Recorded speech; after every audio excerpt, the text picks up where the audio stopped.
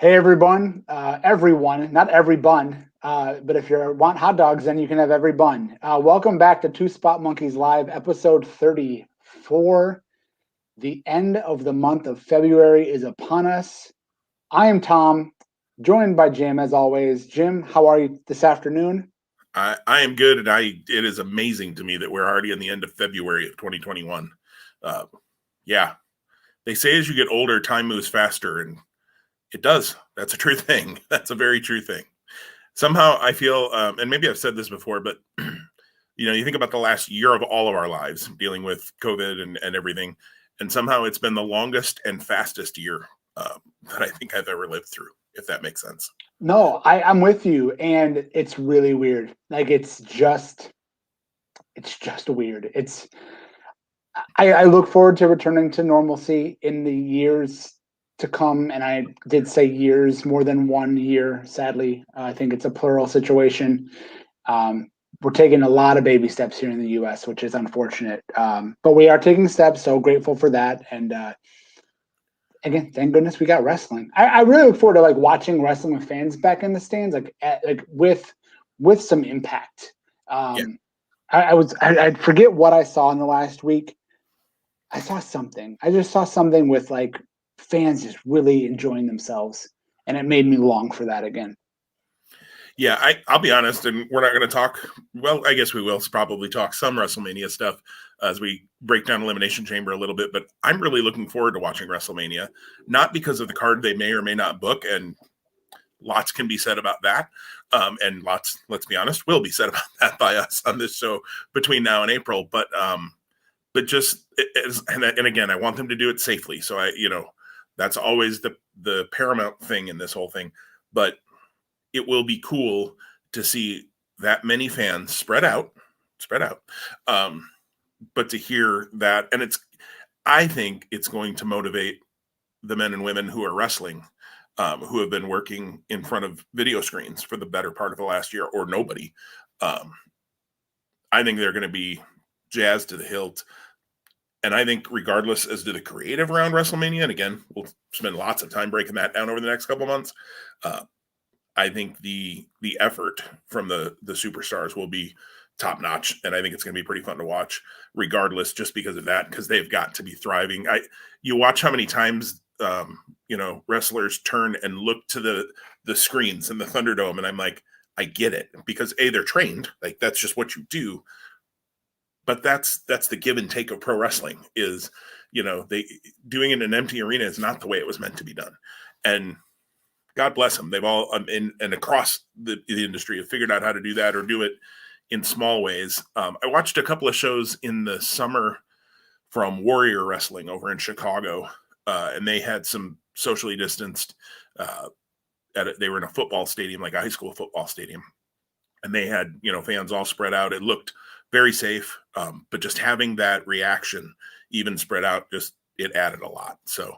Yeah, I agree. I don't know if I've shared here. I think you might know. Recently, I was offered the opportunity and became a PA announcer for a local high school varsity basketball team for both boys and girls.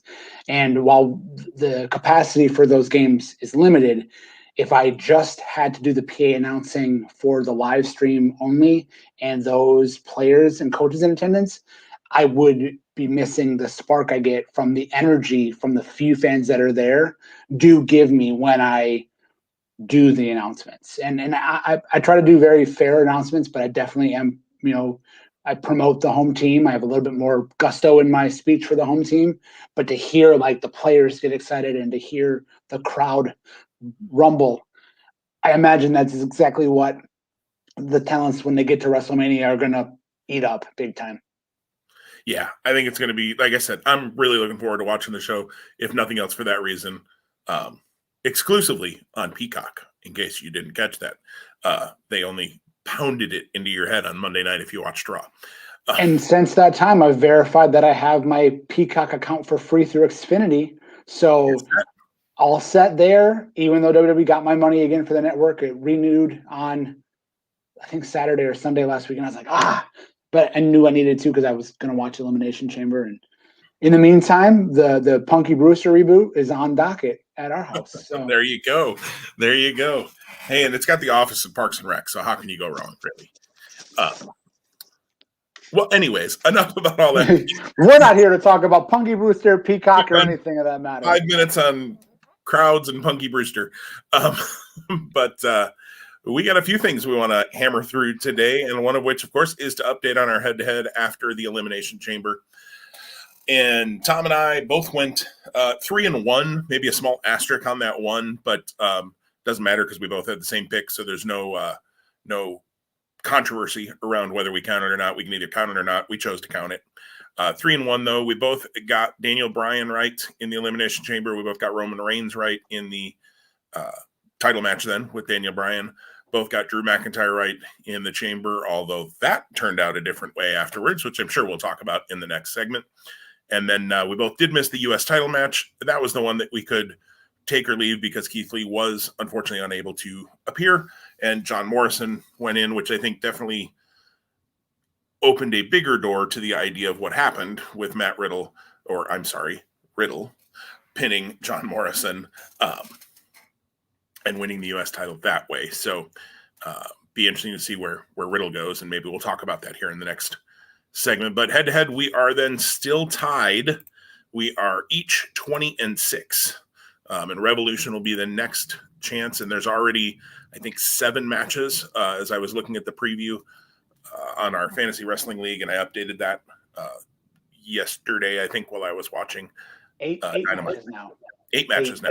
Okay, 8 matches now. So thank you, AEW, for bothering to fill out a card more than a week ahead of time. That's very helpful, which they've been guilty of doing the same thing and not doing, in the past as well. So that's not just a WWE dig, but it is nice that they've got 8 matches.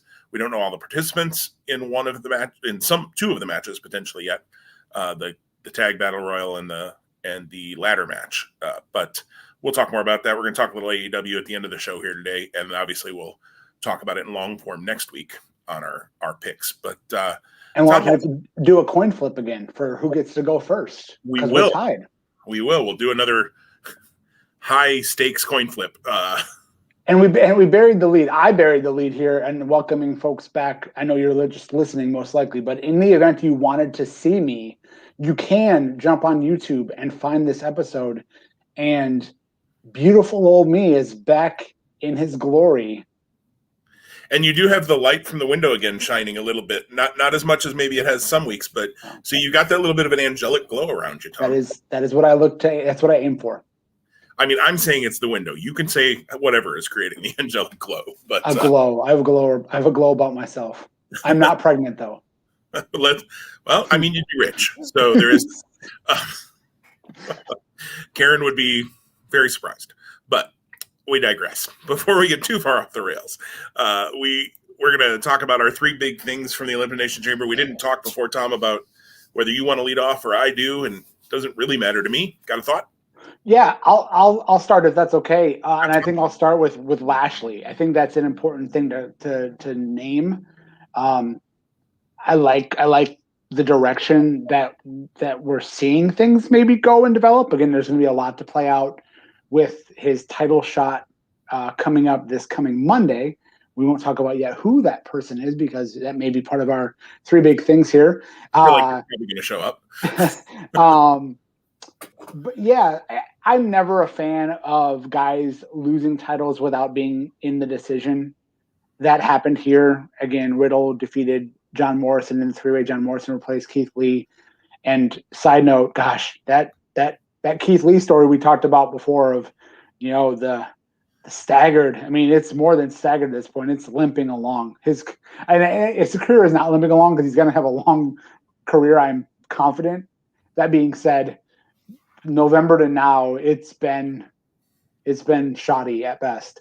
But yeah, so Lashley loses the belt without being pinned, and then later in the night attacks Drew McIntyre and is really aggressive. And I don't remember specifically how many times we've mentioned it, but I think we did call out a number of times or a number of ways here, like that the Drew McIntyre Lashley stuff that did happen in 2020 was good but brief, and it would appear that something of that is being rekindled here. So again, I have been I've made no bones about it here. I've been high on Lashley. I think he's doing, I don't want to say maybe the best work of his career, but for me, I'm most invested in him as a wrestler and as a character at this point in his career than I've ever been before. I think the Hurt Business is helpful in that. I think that's a great gimmick. He definitely is the lead of that group. So yeah, Lashley is my first big thing. Yeah, and I can't argue that at all. Lashley has been awesome. In WWE, this is the best he's been, without question. I know he had a really good run, and I didn't see much of it, but I know he had a really good run in Impact when he was in their world title picture, and there's no question the guy has all the talent in the world. I also thought on Monday night that he was pretty good on the mic for what he needed to be when he was talking to the current WWE champion, who shall not be named yet. But I thought Lashley was good. Lashley doesn't need to cut 20-minute, monologues by any means. I mean, he just needs to let you know that you're going to end up in pieces and then do it. And that's kind of what he did on Monday night. And I thought that was really strong too. MVP is a good mouthpiece for him for when longer promos might be needed, because I don't think that's necessarily Lashley's forte. But that's why managers exist in pro wrestling. And really that's mostly what MVP is. I know he wrestles, a time or two a month usually. But he's not a featured wrestler. He's more of the mouthpiece and the, I don't know. I can't remember what they say he is of the Hurt Business, but he's not the CEO, because that's Bobby Lashley. But he's the mouthpiece for the Hurt Business anyways. So, yeah, I think Lashley has been awesome. My first big thing, that SmackDown Chamber. That thing was awesome. You had 6 guys, including King Corbin, who, some people like King Corbin, some people don't. I'm not a huge King Corbin fan. Do I think King Corbin should be like in the world title picture? No. But not everybody can be either. You can't have 30 guys who are all in the world title picture. That doesn't make any sense. So for his role, just being a complete jerk that you want to see get punched in the face, he does a really good job of that. He's really able to pull that off, and maybe in real life he's a little bit of a jerk, who needs to get punched in the face too. I don't know. I've read a few things that make you think, yeah, he's got a little arrogance to him, but he plays the role really well. And I just thought the action in the chamber was really, really good. I thought Jey Uso was great. I think Uso is, let's be honest, even as the lackey to Roman Reigns, he's, as a singles, having the biggest run of his career right now. Obviously, he's had major runs with Jimmy as a tag team, and we'll probably see that again in the future. But Uso looked really great. Owens is criminally underused, and it's hard to say that for a guy who's been in 3 straight title matches before this month. But the fact that you never really thought he was going to win, I think, is not great. Sami Zayn is, again, amazing as somebody who Sami Zayn's amazing to me because allegedly he formerly played a character who was very beloved and helped a lot of orphans in Mexico, from what I hear. But then you have the same guy who now plays this character that, again, you just want to see get punched in the face. And he's so good at it. He's just so annoying in a good way that he entertains the crap out of me. I just think he's great. And Cesaro is another guy who should be pushed to the moon, and they just have never fully done that. And Daniel Bryan, what can you say? Hall of Famer. I hope that we get kind of what you and I both alluded to last week of after the Chamber and after the Roman Reigns match, Daniel Bryan somehow earns himself a true one-on-one chance at Fastlane. Do I think he has any shot of winning it? No, because obviously that's not where they're going for Mania anymore. And maybe they never were. You and I thought maybe they were, but maybe they never were. But I hope he gets that chance because, man, he was awesome. So, yeah, the SmackDown Chamber I thought was a great start to the show and a really, really great Chamber match. Yeah, I'll agree. I thought both chambers were good. I don't want to talk about the Raw one just yet. My second big thing is going to just simply be Daniel Bryan. You nailed it when you said Hall of Famer, first ballot, guys at MVP. I don't know that I can name or think of a wrestler who is more selfless than him. And that's huge because in a profession and in a sport that's probably very heavily ego driven and and I mean, it's probably changed during the last 12 months with the pandemic that maybe spots aren't as coveted before because everyone's making their downside probably, or they're not making more incentives unless it's merch or figures or video games.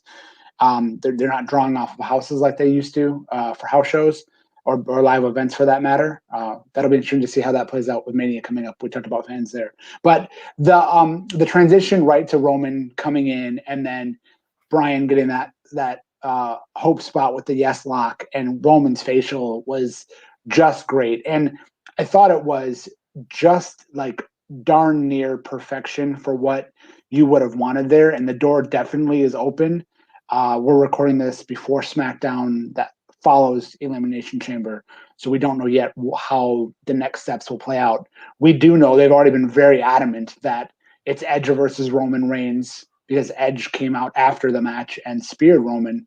And he pointed at the sign, and we all He know pointed at the sign. Yep, and they, even before the show left the air, they verbally confirmed that was the only, at the time, and still I believe is only the only match confirmed for WrestleMania. So yes, that's good, and yes, that's important.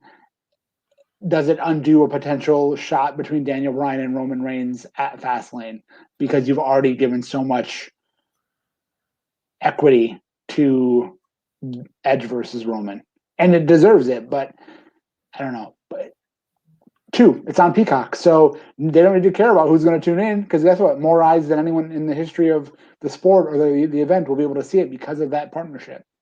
So we'll see.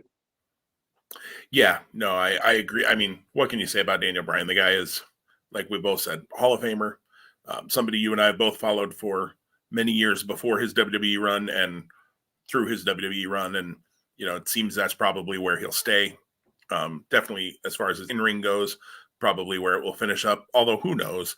Down the road, could there be a one-off in an AEW or a Ring of Honor again or something? Who knows down the road? But, his main run, I think, is he's even said his days are numbered in the ring as far as a main, week-to-week competitor. I hope that we still get another year or two at least out of this run because he's still great. So I want to see him. Sometimes you get to folks, the Undertaker might be one where you see him and you're like, such a great character, but it's time. It's time to hang him up. I don't feel that way about Daniel Bryan yet. So as long as he's safe and as long as he's healthy, I'd love to see him stay in the ring. My second big thing, and I kind of feel like you and I are both going to have the same third big thing, and I think there'll be plenty to talk about with it. But my second big thing I'll go with is the women's tag match. It didn't click for me. It was just kind of clunky. Maybe because I knew, I was pretty sure. I shouldn't say I knew. I was pretty sure Sasha and Bianca weren't going to win because you've got the Nia and Shayna versus Dakota and Raquel match coming. Not that that's like a huge match, but they've already started to do some build for that. So it would be weird to now pivot a week or two before and put the belts on Sasha and Bianca, who are clearly headed towards a WrestleMania match. Bianca, I think I saw on social media today, is going to announce on SmackDown who she's choosing. The interesting thing to that to me is that if she chooses Sasha, both of the Royal Rumble winners would have chosen SmackDown competitors to challenge. And I would have to go back and look to see if that's traditionally, I feel like one's picked Raw and one's picked SmackDown, but maybe I'm wrong about that too. I might be making that tradition up. So I think that's interesting, at least, that's probably going to happen because I think on Raw on Monday, we clearly have started to see what you and I have believed for a long time will be the Raw Women's title match at WrestleMania start to develop and come to fruition as well. So I don't see Bianca making a difference. But you've got 3 women out of 4 in that match that I really enjoy in the ring. And then you've got Nia, who's really big. Did you ever go back and watch the clip that I told you to from Raw a couple of weeks ago? I read about it. I did not watch it. Well, that's probably better for you. So you've got Nia and her hole, who are there. I I just don't know. It was, like I said, 3 out of 4 women who I enjoy a lot. I think Shayna deserves better than she's gotten on the main roster thus far, and I hope at some point she gets a chance to be that kind of killer in the singles division that we know she can be. Sasha and Bianca are 2 of the top women going today. I don't know. I was disappointed because I really wanted to enjoy that match, and it was just kind of like, okay, well, that happened. And it didn't feel like it really pushed things along as much as it could have. I don't know. Just felt like a time filler to me, which was weird when you've got so many champions involved in a match. I think that's the missing element, to be honest. I think if you had done something to further the issue or whatever it's going to be between Belair and Banks, it might have felt more rewarding or more meaningful or impactful. I wonder why that's the direction they went. I know there was stuff on SmackDown that preceded it and it kind of led to where we ended up. But then you had Asuka and Flair together in the ring on Monday against the tag champs in a non-title match. You could have given us a six person or a 3-way tag on Sunday that then led into stories this week. And I think you would have accomplished the same 2 things. Now, granted, then what would you have done on Monday with Raw with those 4 ladies? I don't know. But again, they pay writers to write the show and figure it out. So clearly they're not always doing the best job. So it's going to be interesting to see. And 2, like, again, if we do get those 2 title matches that we talked about, where do the women's champs go for Mania? And what does that look like? My one other thing. Say that again. I'm sorry. The tag champs, you mean? Yeah. Okay. My other wondering is, in your comment about, if both of the SmackDown brand champions are chosen, a wondering that I have is that because of the Fox WWE relationship, right? Fox is broadcast TV, not cable. I don't know. I don't know. There might be something there to that. There might be nothing there to that. And while I know that in Vince's mind, Raw is always kind of the number one. I mean, I've read that anyways, that he'll always see Raw as the number one. From a simply quality standpoint, SmackDown is far and away the better show right now and has been for some time. In fact, I saw one of our friends who said they don't watch SmackDown and they asked a question.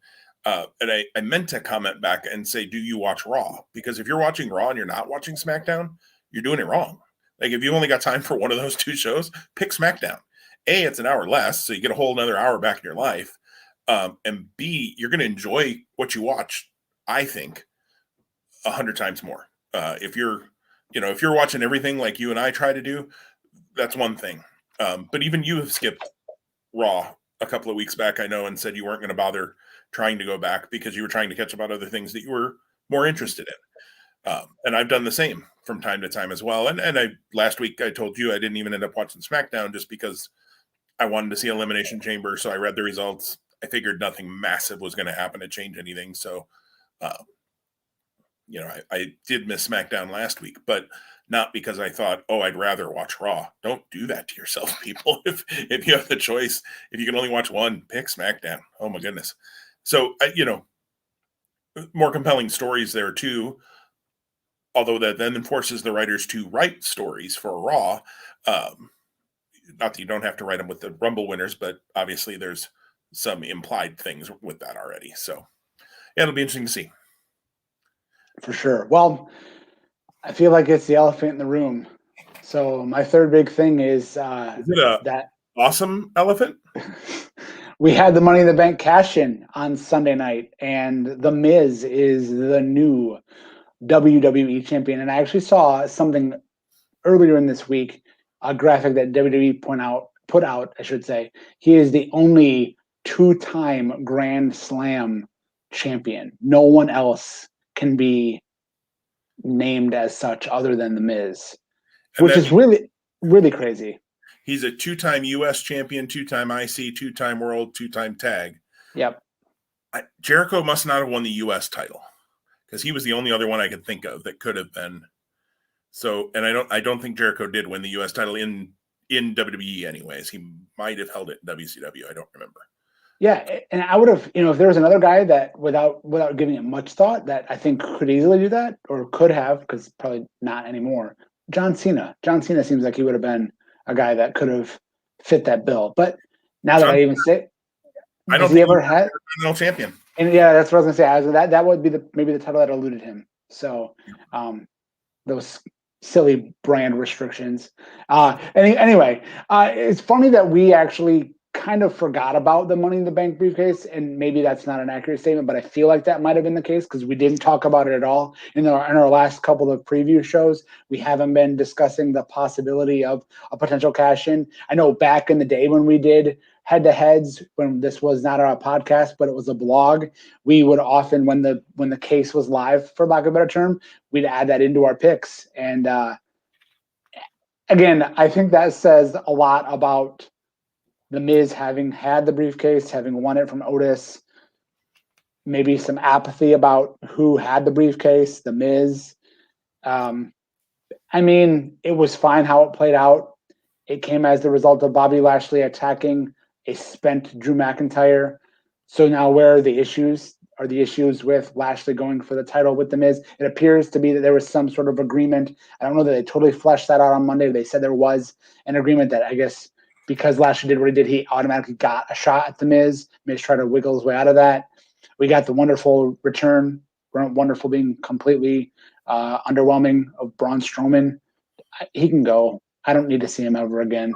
And yeah, and so what we thought might be a kind of direct path to WrestleMania with Drew McIntyre potentially against Edge or someone else. Now Drew McIntyre isn't even your world champion. So let's armchair book what we think might happen, or let's not. I don't know. So that's my third big thing. The cash gets the briefcase gets cashed in. That's the third big thing. The fact that it's The Miz, if he loses the belt this coming Monday, I won't be surprised. I actually think he should. I can't wait till the next Money in the Bank person gets that case in, I don't know, 5 months, 6 months. May, like 3 months. Okay, there we go. Which I read one thing online that somebody said, well, he had to cash it in before WrestleMania, and that's not true. You have a year. At least that's the way it's always been played. They've never really, I don't think, ever fully told the story they could tell with that, of you're running up against, like, you've only got 2 weeks left to cash it in. Like, I think that could be interesting. Oh, yeah. But you got to tell a story for a whole year, too. And, they struggle to tell a story for 3 weeks. So that could concern me a bit. I think, yeah, I never even gave The Miz a thought. In fact, when we talked about Kofi Kingston going into the match, like, it was beyond me why they would do that. Well, duh, why you do it is so now he's fresh to do the cash in. Like, in retrospect, should have seen it coming. Somehow that thought should have entered my mind that, well, the reason they're going to do it is because he's going to cash in. Now, even if I would have come up with that thought, I probably would have told you he's going to cash in, he's going to catch Claymore 1, 2, 3, and he's not winning the title. I did not expect The Miz to win the title with the Money in the Bank.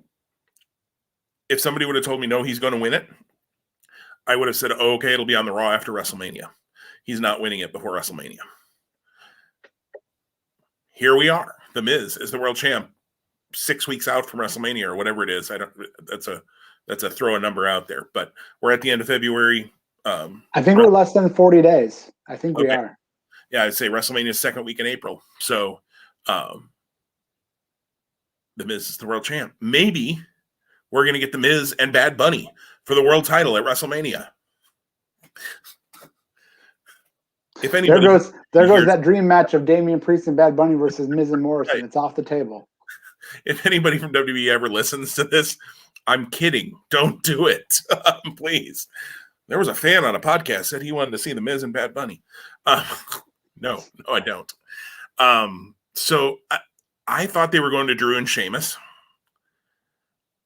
They had a nice interaction at the Chamber, which as I was watching it, I thought, well, why are you doing this? Because they do that at Mania. Have, But the only way you could have had them not interact would have been having Drew lose early, since Sheamus was the last one in, and then you have a new champ anyways, and we'd already talked about that nobody in the chamber was most likely walking out with the belt. Somebody from outside the chamber did, but nobody within the chamber was going to. So, and now having seen Raw on Monday, where was Drew McIntyre? Absolutely. Yeah, that was the big question I wanted to make sure we talked about, because Where? Weird that he wouldn't. And I have read he was backstage and they just didn't use him. They Peyton Royced him. I mean, what? How do you not have him cut an interview or get jumped by The Miz or say he's selling his injuries from Bobby Lashley? Like, good grief, because that's where I think they're headed. Right. And I agree with you. I think the most likely, if we fantasy book it out, Lashley wins the belt and then Drew gets a chance to win the belt back at Mania. I did see our friend Sean suggested maybe Lashley wins the belt and we get that Lashley Lesnar match that they've talked about forever. Maybe.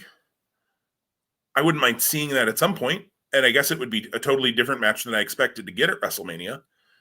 You could do that and get back to Drew and Sheamus, because Drew and Sheamus has been built enough that it probably doesn't need the title if they're going to go Drew and Sheamus.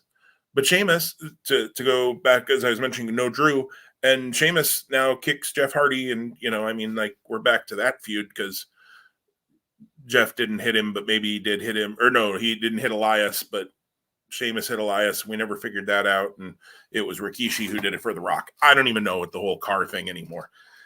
And not that they brought that up much, or maybe at all on commentary, but how do you not have Drew on Raw? Or tell a story about why he's not there, at least. Not just, and The Miz cashed in on Drew McIntyre last night and pretend like Drew McIntyre signed with AEW and you don't even know who he is anymore. He's your top guy. He's your top guy on the brand. Without question. Right. And you don't bother to incorporate him in some capacity. Who signed off on that? Well, we know who. I'm sorry. I asked him rhetorical questions here. Yeah, it's mind-numbing. It really is. If you asked me to place a bet on whether The Miz is the world champion at WrestleMania, I would put any amount of money that is important to me in my life, including my mortgage payment, on no. Now, I might have said that about him being the world champ after last Sunday, too, so maybe I need to be careful what I'm doing with my mortgage payment. But there's no way, because I do think, as you said earlier, I do think we're going to Damian Priest and Bad Bunny versus John Morrison and The Miz, with Bad Bunny hitting some move off the top rope or something and getting the pin at WrestleMania. And what if he pins The Miz, Jim? I think The Miz. I agree with you, but think about that. Think about that idea that you've got your world champion, a Grand Slam, multi-time Grand Slam champion, and again, we know it's a business, but like, there's a little bit of you got to have a little bit of ego too. I mean, I know they're paying Miz well, and he's got more than just this, as you got Miz and Maurice and whatever else is going on. The Marine 17 will be in theaters next year. But yeah, you're right. I think he's the right guy to take the pinfall. But like, to go from your world champion, and then to say Bad Bunny's got a pinfall victory over a former world champion. Two-time. This ain't David Arquette we're talking about. Right. Oh, careful. They'll book him at the Backlash pay-per-view then. Coming for revenge on Bad Bunny. Yeah. I will admit, as much as I'm shaking my head and going, why, what? They did something I didn't expect, which I have to give them credit for, because far too often we talk about how WWE is pretty paint by numbers, we kind of see it coming months down the road. I don't think we saw this coming. I don't think most people saw this coming. So kudos to them for doing something different. I think in the end, we're going to get to maybe something we figured, but maybe not. If we get to Bobby Lashley and Drew McIntyre, I didn't think that was not on my radar for WrestleMania. So if we get to that, kudos to them for going a different route and doing something that we didn't see coming from a mile away. The Miz winning, we didn't see coming from a mile away. I did see one fan online, I have to tell you this, Tom, who was bemoaning the fact that it was pretty ridiculous that the Miz couldn't even put the side plates on the belt the correct way. Are you new? He's the Miz. Here. He's the Miz. He's turned the Miz. Upside down on purpose. Right. Like, have you seen the mic? It's been that way for years, my friend. And maybe he's a new fan. I don't know, but it didn't seem that way from the person talking. Yeah, it was a little bit mind numbing again, to use that phrase. So, all in all, I thought the Chamber was a good show. It was fine. It was a nice 2.5 hour, not too long, 2 good Chamber matches.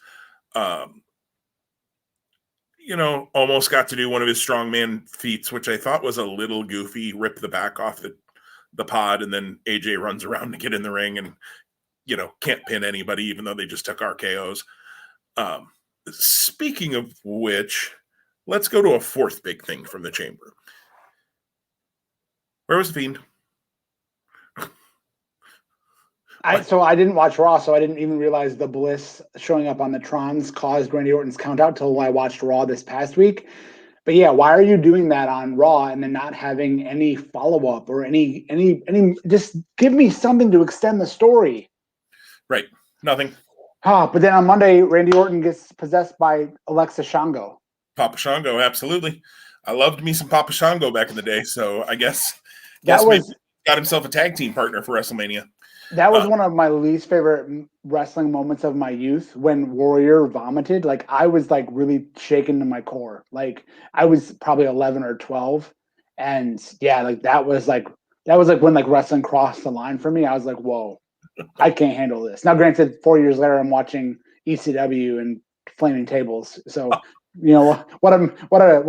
your life could turn around in 4 years. Right. But yeah, crazy. Mine, just to talk wrestling memories for a moment, my I don't know, watershed moment kind of like that was when I was nearly in tears when Macho Man turned on Hulk Hogan at Saturday Night's Main Event before WrestleMania 5. And I just couldn't believe that he had turned on Hulk Hogan. I mean, my mom's like, you can't watch this stuff anymore if you can't handle this. And here I am, 43 years old, still watching it. You're cut off. You're cut off. Yeah, mom was cutting me off. I think my brother was pretty upset about it too, if I remember right. But yeah, Macho's turn was a tough one to take as a kid.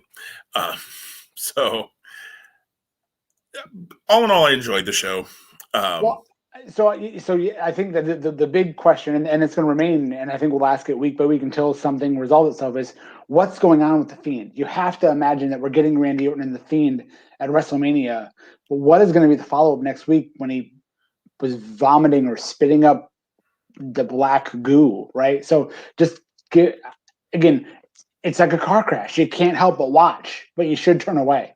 I wanted this to go back because I know we've talked about this a few times. Of course, Drew McIntyre made his ascension, won the world title at WrestleMania last year. Very important moment. But again, pandemic in the Performance Center, no fans. I don't think we saw him being in the role of the challenger, and he may or may not be. We don't know for sure yet. Right. But Fastlane. So yeah, if you would have which is weirder? The idea that he's challenging and it could be Lashley, or that he's going for his third world title and having that moment at WrestleMania this year. Lashley is probably the weirder part to it for me, but pleasantly so, because as we both talked about, we enjoy Bobby Lashley. That's probably the weirder part for me. The fact that he could have 3 world title reigns in a year, I mean, that's just WWE booking at this point. The belts don't mean a whole lot unless they're in the UK and then you hold them for like 600 days. But kudos. I mean, granted, again, some of that pandemic, related. Obviously, they were shut down for quite a while in the UK. But as of yet, only one of those titles has changed since they came back too. So, we got that going for us. But yeah, so I guess the Lashley piece would be stranger, but both are just bizarre compared to where we were again a year ago. And that's true, I guess, of so much of life over the last year. Any other WWE related thoughts, Tom, that you want to hit before we move on? No, yeah, I'm very interested to see where SmackDown goes tonight. SmackDown has been the show to watch. It has been the brand with most consistent, high quality, and more logic than what you've gotten on Raw. And again, that's fine if you want to give us two separate kind of like paths. You know, some things land with folks, some things don't, and you have a destination. Maybe I don't trust them enough to do that. One thing I will say, and I know we're going to talk about AEW a little bit today, and then more so next week. I just think about the emotional investment in the matches last Sunday compared to what we're going to be getting at Revolution, and it's night and day. Yeah, but we'll talk more about that. No, absolutely, absolutely. They, nothing on that show was built terribly well for the Elimination Chamber, but in a vacuum, I thought the show was okay. Before we go to AEW, though, let's talk Ring of Honor a little bit. We had, I guess, kind of the first part of Championship Edition of Ring of Honor. They didn't call it that, but comparatively, we had the number one contenders tag match this last week between Kenny King and Dragon Lee and the Briscoes, and then also the 6-man title match between Mexa Blood and Shane Taylor Promotions. Tom, what do you think of Saturday's show or this past weekend show, whenever you saw it? Yeah, I liked it a lot. I wonder, I haven't been, it was pretty easy kind of when you knew the pure title tapings happened and how long that tournament was going to play out, kind of the structure or like the length of, these were all taped in this period of time. Then you had like the build to Final Battle, and it was like, these are all in this period of time. I feel like there was a brief one after Final Battle. Yes. And it seems like it should be this, but it seems like this actually might have happened after that. This was the tapings because that's how you got Bandito and Kenny King and EC3 and yeah. So it felt there was a different level of energy I felt in watching the show. I called it out somewhere. The Ring of Honor Experience Facebook group, which sometimes I can take or leave. But I thought that that tag match, the number one contenders tag match, was really strong, and lots of stuff going on there. I love Dragon Lee. I think you love Dragon Lee too. We're both really high on Dragon Lee. Kenny King held his own. The Briscoes looked as best as I think they've looked since the return of TV of in-ring product for Ring of Honor. So that was great. I wanted the Briscoes to win, but I understand why we're getting LFI in that role. I think this weekend's TV, which we'll talk about momentarily, I think is really going to start to set the stage for what we'll get at the anniversary show. I wish I would have called out to you to have the poster for the anniversary show that we could show while we're doing this, because it really you don't have to pull it up at all, but for anyone who's listening to this, if you haven't seen it, it's very strongly, it has the foundation for the 4 pillars of the foundation on one side and the 4 pillars of LFI on the other side. So it would appear that that's going to be a lot of the focus of when we get 19th anniversary show. Then the main event I thought was just really good. 2 months after the fact, because again, it was scheduled originally for Final Battle, but Shane Taylor Promotions and Bandito Flamita and Ray Horace, great match. Great to see Flamita and Bandito back in the mix. Hope that something, I don't know where they would go next by losing the titles, but I hope that there's more for them. Yeah, Bandito is listed, I believe. So on week by week, they do the top 5 rankings, and I believe he's listed in the television division, television title division. Which, hey, give me Dragon Lee and Bandito anytime. That'd be just fine with me. Was that supposed to happen at the anniversary show last year? I believe so. Okay.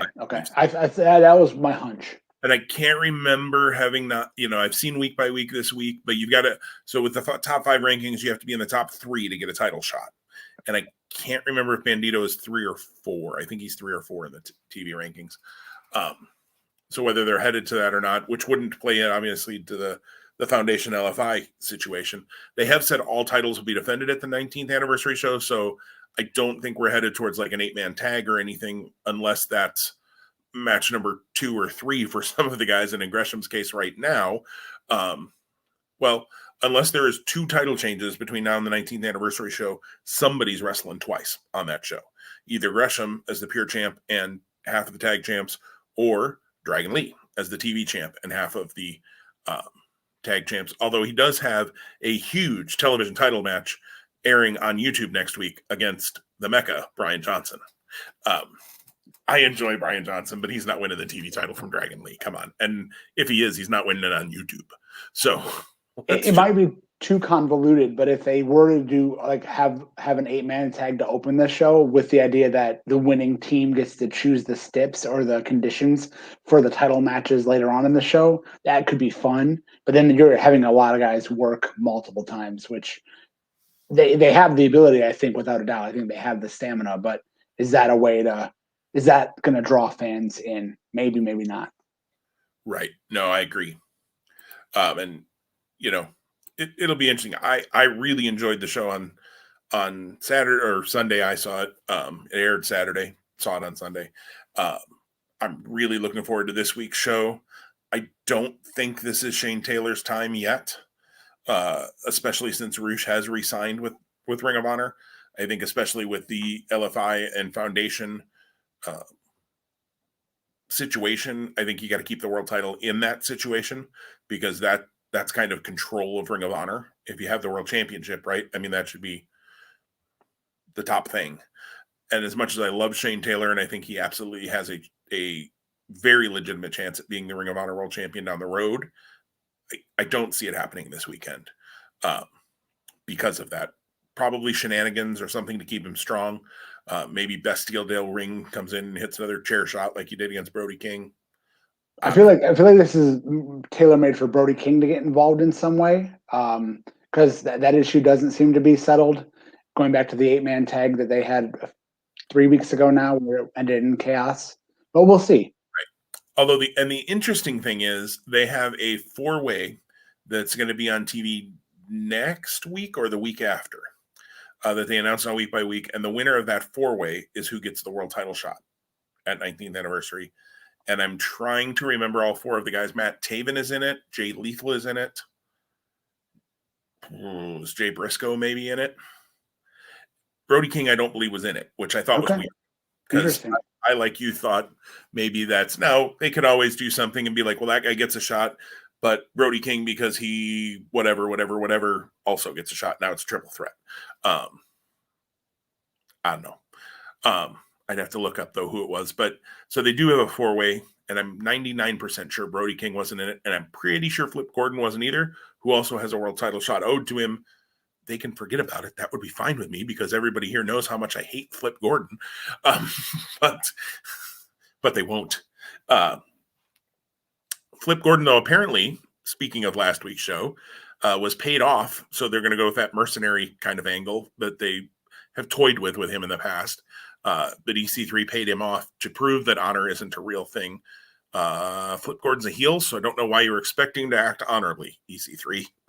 But like that was a weird statement that he made about, money mattered more than honor. And I'm like, well, he's a heel. Of course it did.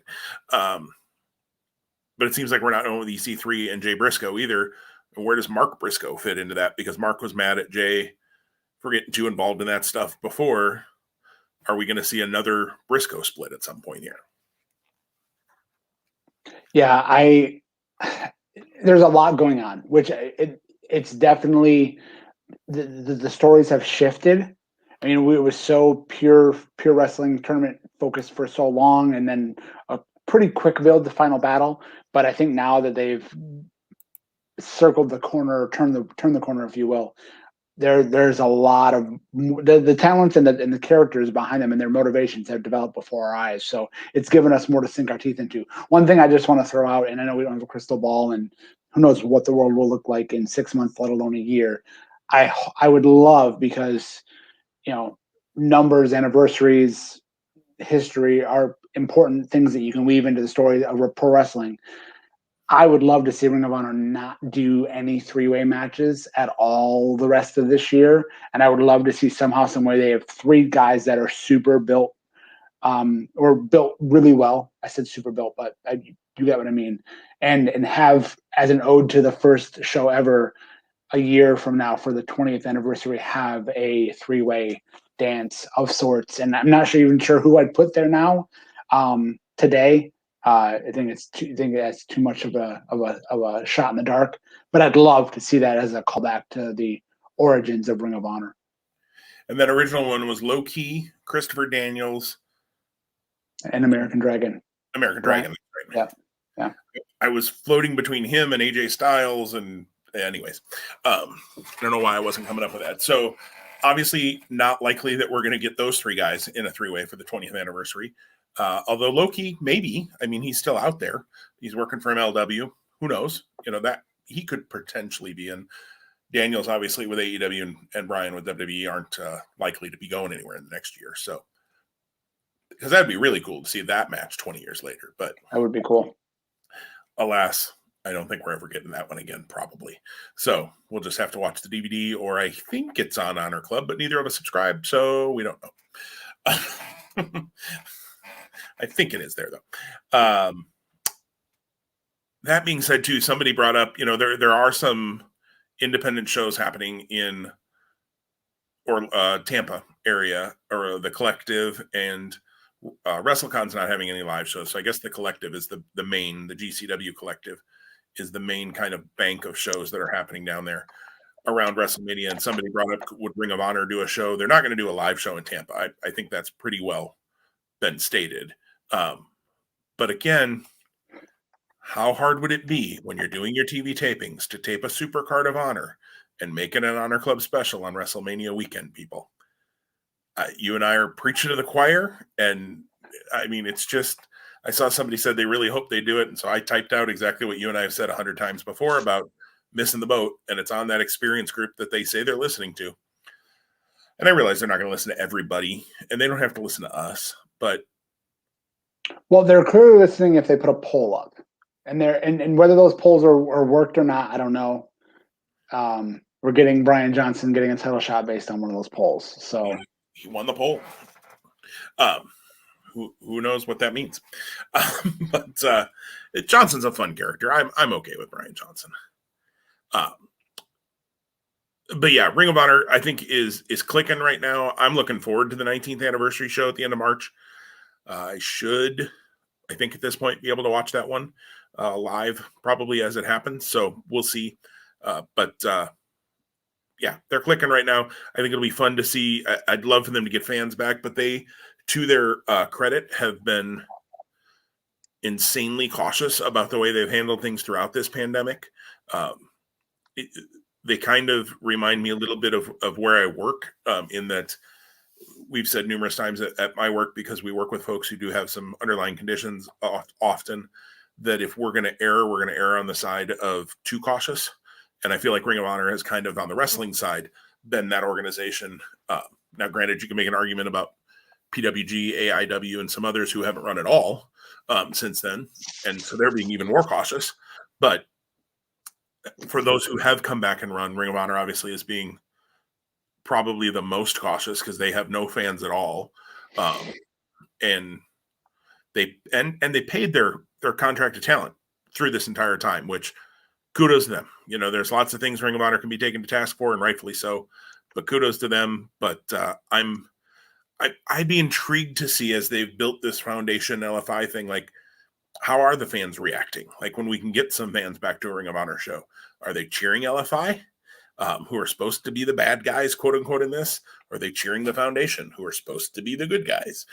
Although they do kind of heelish things sometimes too. So there's a little bit of a dichotomy there too.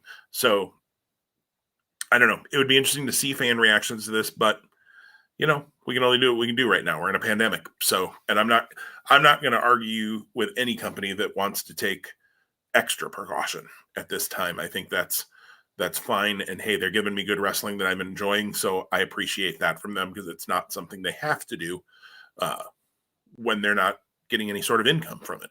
Because let's be honest, I mean, WWE had a TV contract. They're getting income, so they need to provide that.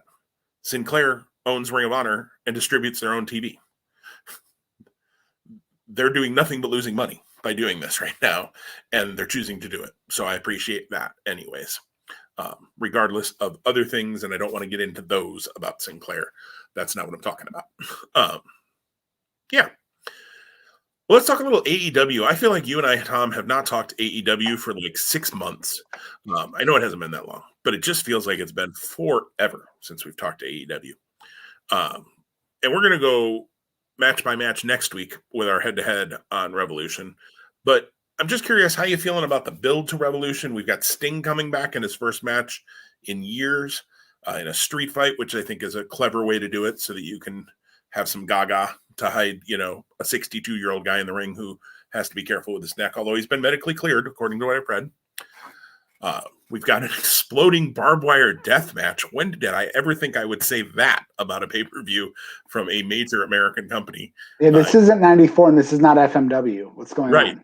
Right. I mean, it's just crazy. And Kenny Omega's the one who suggested, not John Moxley. You would think that would have been the babyface who would have said, and I got you in the rematch, and now I'm going to tell you it's an exploding barbed wire death match. And Omega goes, oh my God, no, it's Omega that said it.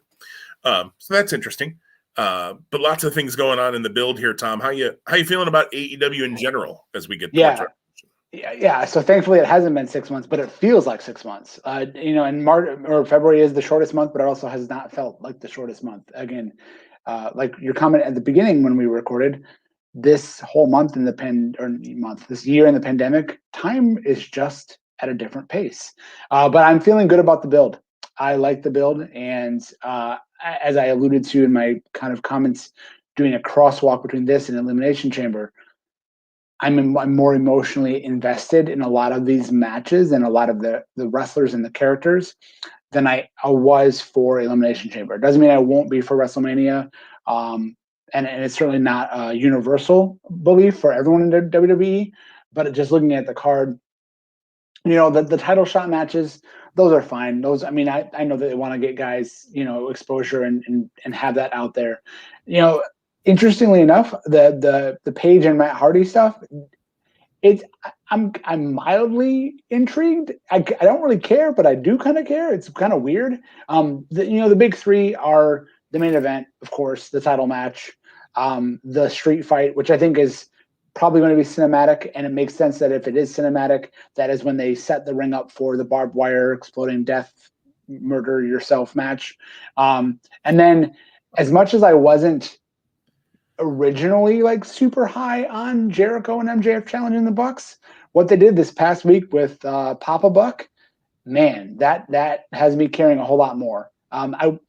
I want to nitpick one thing. The Young Bucks did not seem to be running incredibly fast backstage out of concern for their father that I would have expected of them.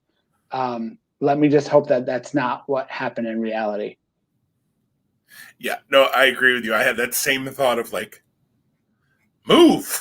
It was a brisk jog. It was a brisk jog, not a sprint.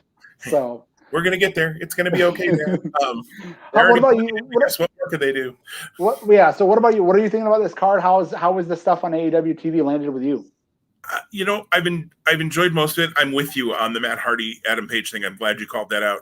I think part of it is I don't care about Matt Hardy anymore. I just don't. Part of it is, and I get that it's the multiverse of Matt Hardy or whatever, because they think they're Marvel characters. You're not. I think it's the constant character changes with Matt Hardy. He's broken. They even had the gag there for a little while where he'd do that within the same match, which was funny the first time and then got a little meh for me after that.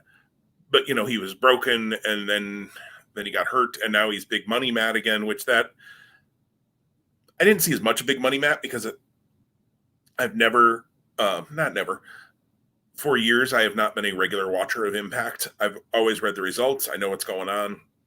So I'm aware of Big Money Matt. And I watched a little bit of it around that time because that was when he won the world title. And I was curious how that was going to go for Impact. At this point, although I'm likely switching up my streaming providers in the near future, and I will end up with access to Access. But right now I don't have that. So as we've talked about before, I don't watch Impact on a regular basis. I catch a few things on YouTube here and there. I did see Black Taurus or Black Taurus, his debut and a little bit with him. I like him a lot from Mexico. I think he's got a really, really cool look. He's got a figure coming out from Boss Fight Studios later this year. It's going to be in their basics line, but I'm still excited for that one. I'm probably going to pick it up because he's kind of like Luchasaurus in that, that character is just made to be an action figure. That neither here nor there. So to get back to the Matt Hardy thing.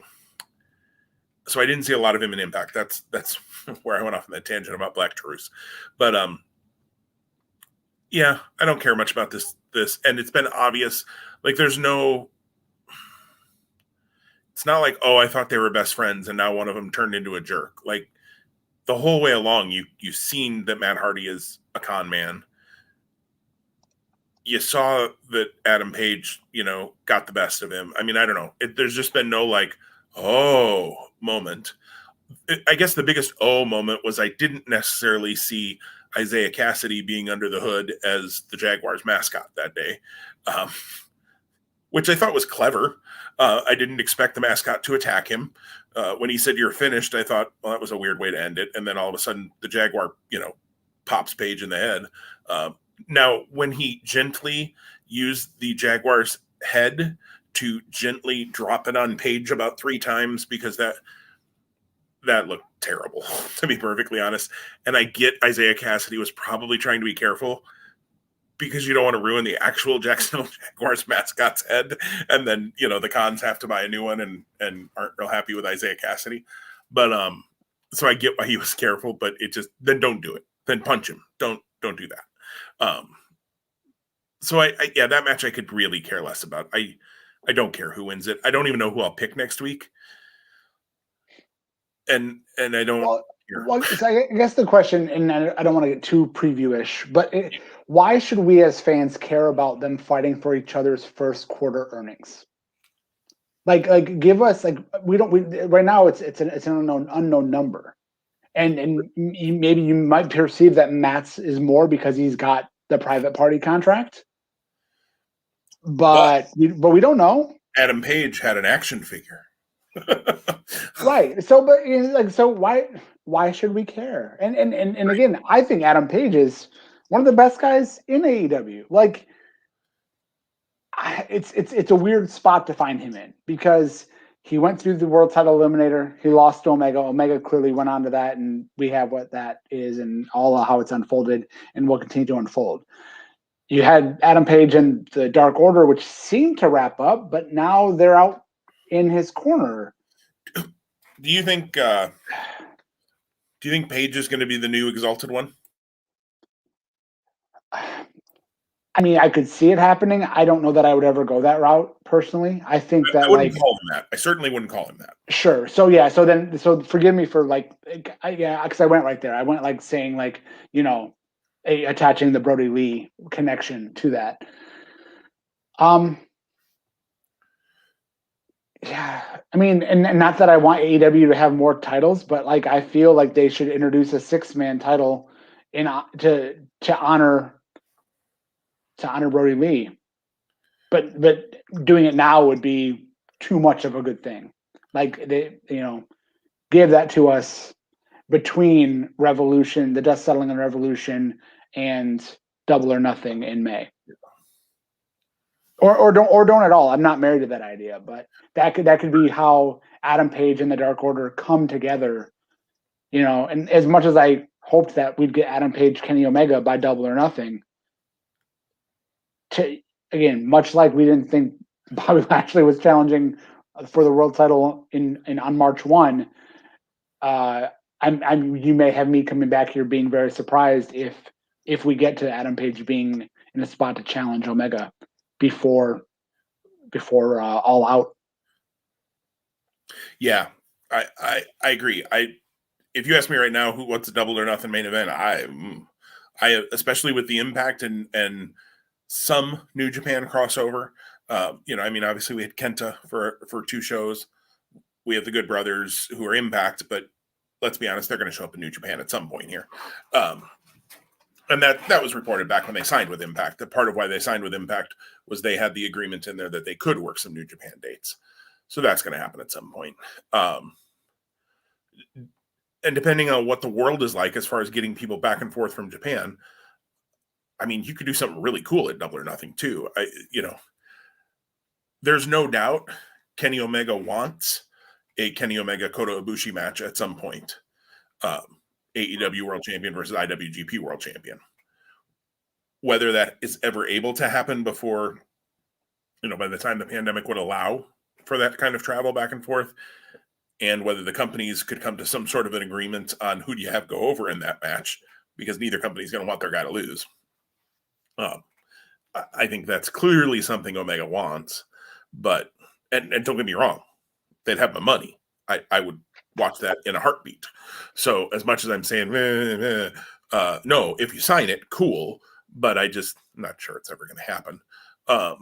But that all being said, Page is in a weird spot. I think, the Dark Order, they had to pretty much turn him babyface, which they were kind of leaning that direction even before, unfortunately, Brody Lee's passing. I will be perfectly honest and tell you, I think Preston Vance has a real shot at winning not only his match next Wednesday. I fully expect him to beat Max Caster and go into the ladder match. I think he's got a real shot to win the thing. And I know I'm previewing our picks next week at least.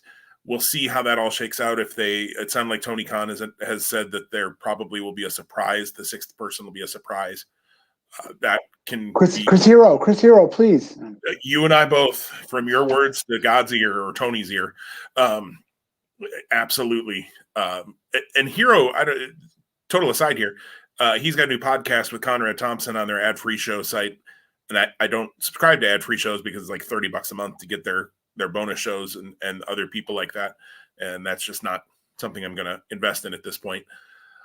But I have read, there have been some clips, quotes, I should say, not clips, that have been posted, as their advertising, I guess. And Hero has said that he's just kind of sitting back and waiting for the right interesting thing to come along when things open back up and that sort of thing. So Hero has not gone away. So you and I can both keep hoping that Chris will show back up soon, because we're both Hero marks. There's no question. Yeah, I'm just incredibly selfish. I just want to see him back in the ring, and I think he's incredible. I mean, he's got a great mind.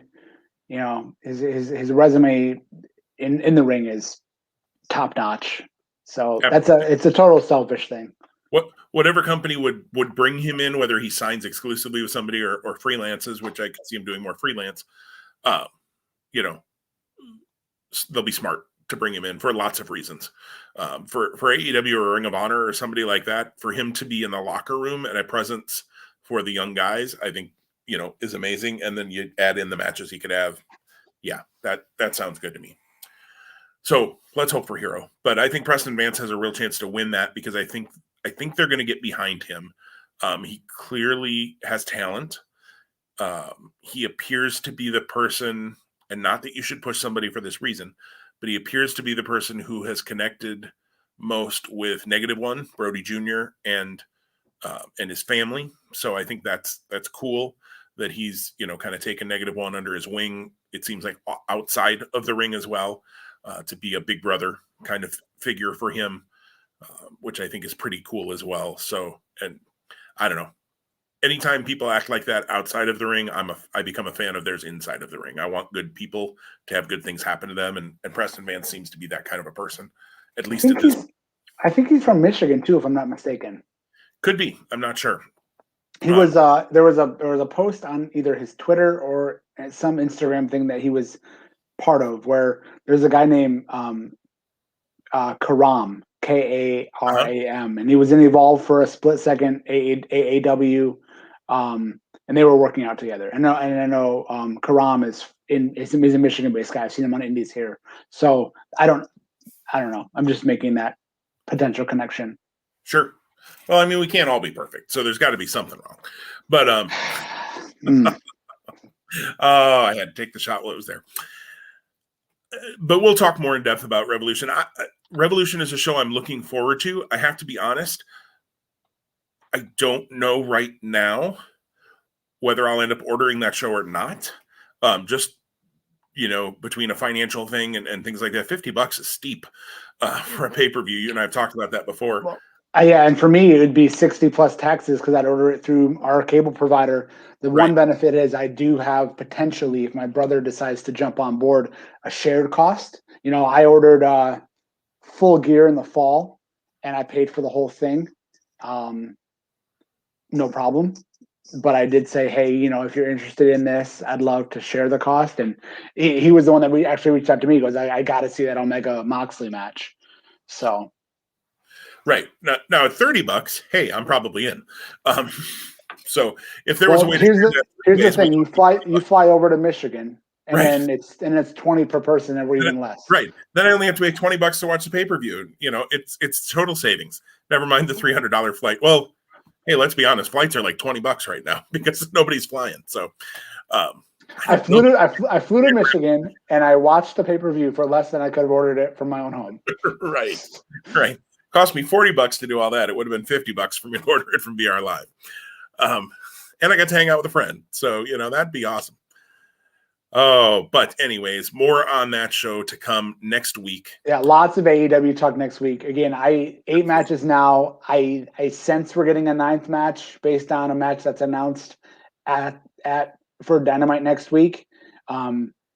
Which one is that? I'm just curious. Yeah, FTR versus Jurassic Express in a straight up a straight up tag. It's a 6-man with Tully and Marco, right. But they need to give us the main 4. So here's a quick question, and then we can wrap. But why do you think they did Cody and Red Velvet versus Shaq and Jade on a live Dynamite next week instead of at the pay-per-view? Shaq's got commitments for the All-Star game. Okay, it's the All-Star game that weekend. There it is. Yeah. So unfortunately, there was a lot of I'm sure it was always a go, but there was a lot of dissent behind the scenes or public not comment about they shouldn't be doing an All-Star game. We're still in the middle of the pandemic. Even some of the NBA players were torn about that. Sorry, earbuds and mic went flying. That's when you get demonstrative. You get hand motions and you go crazy. So I think the match was intended for the pay-per-view originally. And again, it was supposed to be tomorrow night, February the 28th, but there's a boxing match which is why they moved it to March 7th. So just a lot of scheduling competition. And here's the weird part. I really am not interested in that match next Wednesday. I'm going to probably watch Dynamite first and maybe live. Because of Revolution, but I feel like it's more of an angle. It's going to be more of an angle. And here's the weird part about it. Jade Cargill, put her in the women's division, but you've got this whole world title eliminator tournament where you're going to have, someone that challenges Sheeta on Sunday. But then whoever comes out of that is going to need a challenger. Jade Cargill, anyone? We'll see. Or maybe it's too soon for her. It could be. But part of the question to me in that match is who takes the fall? Red Velvet. You think Red Velvet? You think Jade? 100%. And I think you're probably right. Although they've done a nice little job with her lately and they had to pivot quickly when Brandy, when they realized that Brandy was pregnant. Obviously, this is going to be Cody and Brandy. Hey, life happens. Good for them. Good for Cody and Brandy. Much more important than some silly mixed tag match on a Dynamite, a pay-per-view, or anywhere else. But they've done a nice job of quickly making Red Velvet important in that story. Whether that importance will carry forward post March 3rd will be interesting to see. I hope it does. She's got a little fire in her. I think there's something there, but we'll see how it all plays out. Well, that I think wraps everything we were going to talk about today. Tom, anything else you want to hit before we wrap this thing up? Yeah, no, good for now. Again, a lot of AEW next week. I think we're probably going to want to revisit NXT too. I haven't yet watched all of NXT from this week, but I know one of the big things was Adam Cole giving us his reason for being a betrayer. Yeah, and I haven't seen that piece of it yet either. Have you seen on NXT, just real briefly before we wrap up, have you seen the first, I believe there's more than one, segment with Cameron Grimes and somebody with a basketball? I saw the first, yes. Okay, I think there's another one from something I've read, but I was laughing my head off. I thought that was pretty funny that he didn't know that it was, he's supposed to kick the ball kind of thing. And as he's counting and getting more concerned at 8, 9, 10. Yeah, I laughed too. He's an idiot and loses money. Yes, it does. It does give us that story continuing. We're not. It doesn't appear that we're in a danger zone yet because he didn't seem to bat an eye about 1,000. But if these things keep happening, what a missed opportunity too. I know he was watching it on a tablet and he was watching it on the network. I mean, call me. Don't say WWE doesn't shill, or it doesn't take every opportunity to not shill because they could have had him shilling for Peacock right there and they didn't. So. Right. I got to remember to watch this on Peacock in March. Would not have been surprised. Oh, it would have been very cringeworthy, but I would not have been surprised. Peacock or something. But I laugh though. Grimes makes me laugh. So, and they did not at that point, anyways, have not played his song again. So you didn't have to worry about that. And Raining Tacos, and thank you, Annette, for posting the link to that for us. I did click it and listen to about 20 seconds of it and stopped at that point. So and stopped. Decided I had other things to do with my life than listen to that song. Anyways, all right, everybody. Well, stay safe, stay healthy. It's actually warmer here in Nebraska than it has been in quite a while. So weather-wise, get outside and enjoy it if you can. We're actually hoping to even grill out this weekend. Nice. It's supposed to be in the low 50s, which, hey, I mean, if I can get to the grill, we can grill. But our back deck up until I haven't looked at it today, but earlier in the week, it still had probably 2.5 feet of snow on it. So, yeah, I wasn't going to fight that much to get to the grill. So hopefully we grill. Anyways, everybody stay safe, stay healthy, and we'll be back next week with a look at AEW Revolution and who knows, other things too. And I got to say it one time because we didn't say it at all in this whole show, Retribution. Have a good day, everybody.